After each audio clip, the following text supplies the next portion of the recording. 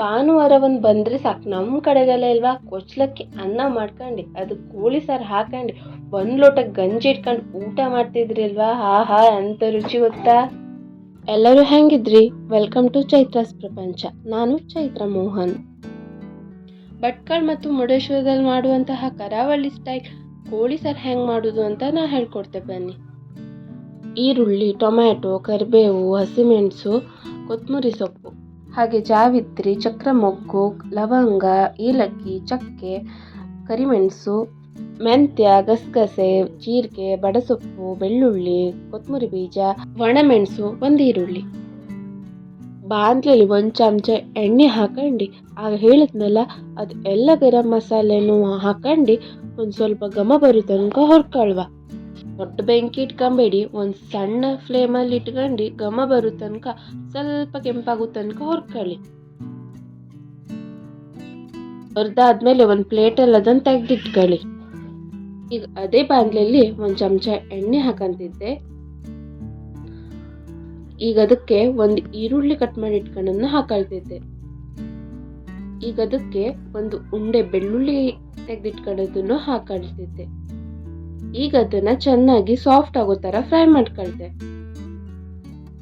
ಅದನ್ನು ಕೂಡ ಒಂದು ಪ್ಲೇಟಲ್ಲಿ ತೆಗೆದಿಟ್ಕೊಂತೆ.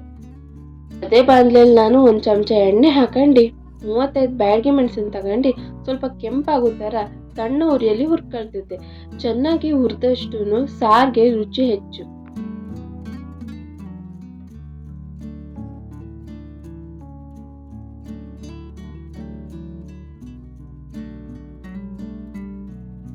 ಮೆಣಸು ಕೂಡ ಚೆನ್ನಾಗಿ ಫ್ರೈ ಆಗಿತ್ತು. ಅದನ್ನ ಒಂದು ಪ್ಲೇಟಲ್ಲಿ ತೆಗೆದಿಟ್ಕೊಂಡಿದ್ದೆ. ಈಗ ನಾನಿಲ್ಲಿ 2 ಕಾಯಿ ತಗೊಂಡು ಅದಕ್ಕೊಂದು ಸ್ವಲ್ಪ ಅರಿಶಿನ ಹುಡಿ ಹಾಕೊಂಡಿದ್ದೆ. ಆಮೇಲೆ ಎಲ್ಲ ಮಸಾಲೆನೂ ಹಾಕಿ ಮಿಕ್ಸ್ ಮಾಡಿದ್ದು. ಗ್ರೈಂಡರಲ್ಲಿ ಮಸಾಲೆನ ಕಡಿತಿದ್ರು. ನೀವು ಮಿಕ್ಸರಲ್ಲಿ ಬೇಕಾದ್ರೂ ಮಸಾಲೆನ ರುಬ್ಕೊಳ್ಬೋದು. ಮಿಕ್ಸರಲ್ಲಿ ಅರಿಬೇಕಾದ್ರೆ ಸ್ವಲ್ಪ ಕೋಲ್ಡ್ ನೀರು ಹಾಕರಿರಿ, ಅದು ಬಿಸಿ ಆಗೋದಿಲ್ಲ, ಮಸಾಲೆ ಕೂಡ ಸಣ್ಣ ಆಯ್ತದೆ. ಮುಚ್ಚಿ ಒಂದು ಸ್ವಲ್ಪ ಸಣ್ಣ ಆಗೋ ತನಕ ಕಾಯುವ. ಒಂದು ಪಾತ್ರೆ ತಗೊಂಡು ಅದಕ್ಕೊಂದು ಸ್ವಲ್ಪ ಎಣ್ಣೆ ಹಾಕಿ ಈರುಳ್ಳಿ ಮತ್ತು ಕರಿಬೇವು ಹಾಕಿ ಕೆಂಪಾಗೋ ತನಕ ಫ್ರೈ ಮಾಡ್ಕೊಳ್ತಿದ್ದೆ. ಸಾಫ್ಟಾಗಿ ಕೆಂಪಾಗೋ ತನಕ ಫ್ರೈ ಮಾಡ್ಕೊಳ್ವ.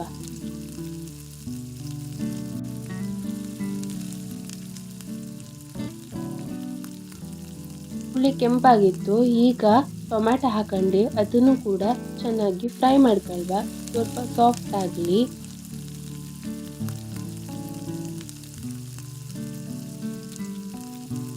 ಇದಕ್ಕೆ ರುಚಿಗೆ ತಕ್ಕಷ್ಟು ಉಪ್ಪು ಹಾಕೊಳ್ವ. ನಾನು 2 ಚಮಚ ಉಪ್ಪು ಹಾಕ್ತಿದ್ದೆ.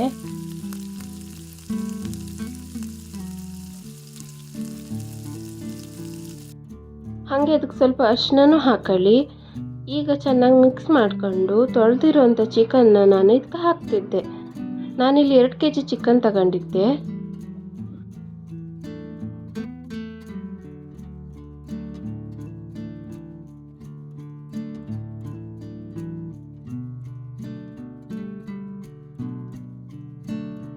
ಚಿಕನ್ ಚೆಂದ ಮಾಡಿ ಮಿಕ್ಸ್ ಮಾಡ್ಕೊಳ್ತಿದ್ದೆ. ಈಗ ಒಂದು ಪ್ಲೇಟ್ ಮುಚ್ಚಿ 5 ನಿಮಿಷ ಹಾಗೆ ಇಡ್ತಿದ್ದೆ. ಇಲ್ಲಿ ಮಸಾಲೆನೂ ತುಂಬ ನೈಸ್ ಆಗಿತ್ತು, ಅದನ್ನು ನಾವು ತಕ್ಕೊಳ್ತಿದ್ರು. ಮಸಾಲೆಗೆ ಸ್ವಲ್ಪ ಕಲ್ ತೊಳೆದದ್ದು ನೀರು ಹಾಕಿದ್ರು. ಚಿಕನ್ ಚೆನ್ನಾಗಿ ಬೆಂದಿತ್ತು, ನೀರು ಕೂಡ ಬಿಟ್ಕೊಂಡಿತ್ತು. ಈ ಟೈಮಲ್ಲಿ ಮಸಾಲೆನ ನಾವು ಹಾಕೊಳ್ತಿದ್ರು.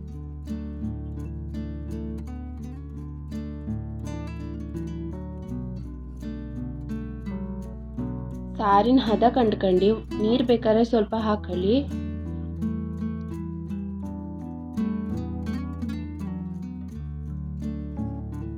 ಲಾಸ್ಟಲ್ಲಿ ಕೊತ್ತಂಬರಿ ಸೊಪ್ಪು ಹಾಕೊಂಡು ಮಿಕ್ಸ್ ಮಾಡ್ಕೊಂಡು 5 ನಿಮಿಷ ಪ್ಲೇಟ್ ಮುಚ್ಚಿಟ್ಟು ಕುದಿಸ್ಕೊಳ್ವ.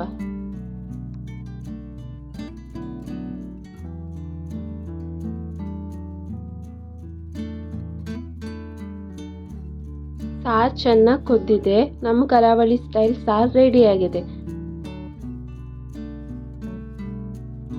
ನೀವು ಒಂದ್ಸಲ ಈ ಸಾರನ್ನ ಟ್ರೈ ಮಾಡಿ ಕಮೆಂಟಲ್ಲಿ ಹೇಳಿ ಹೇಗೆ ಬಂತು ಅಂತ. Thank you for watching.